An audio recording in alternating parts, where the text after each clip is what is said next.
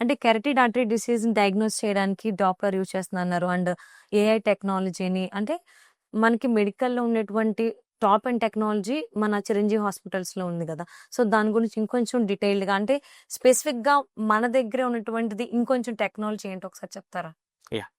మన దగ్గర ఈ హైబ్రిడ్ క్యాత్ ల్యాబ్ గానీ, లేకపోతే మన ఏఐ టెక్నాలజీలో ఉన్న డాప్లర్ గానీ, ఇవన్నీ ఈ కెరోటిడ్ ఆర్టరీ డిసీజ్‌లో చాలా హెల్ప్ అవుతాయి. ఓకే. సో, దీనిలో అడ్వాంటేజ్ ఏంటంటే, మనకి ఎంత పర్సెంటేజు, ఎంత బ్లాక్ ఉంది, ఇవన్నీ రావటం జరగటంతో పాటు, మనము ట్రీట్మెంట్ ఆప్షన్స్‌లో కూడా హైబ్రిడ్ టెక్నాలజీ ఉండడం వల్ల, మనము ఆహ్, క్లిష్టమైన సర్జరీని హ్మ్. కెరోటిడ్ సర్జరీని చాలా సులువుగా చేసుకుంటాం.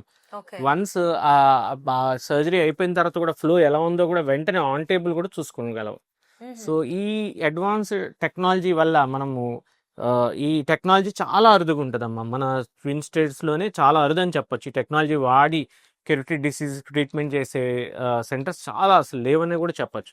సో అలాంటి టెక్నాలజీ వాడడం వల్ల పేషెంట్కి early recovery, fast recovery and better results మనం ఇవ్వగలుగుతున్నాం చిరంజీవి హాస్పిటల్. ఓకే. సో, మన చిరంజీవి హాస్పిటల్స్‌లో ఈ కెరటిడ్ ఆర్టరీ డిసీజ్‌కి సంబంధించి డయాగ్నోసిస్‌లో కూడా టాప్ ఎండ్ టెక్నాలజీని మనం యుటిలైజ్ చేస్తున్నాం. ఎస్.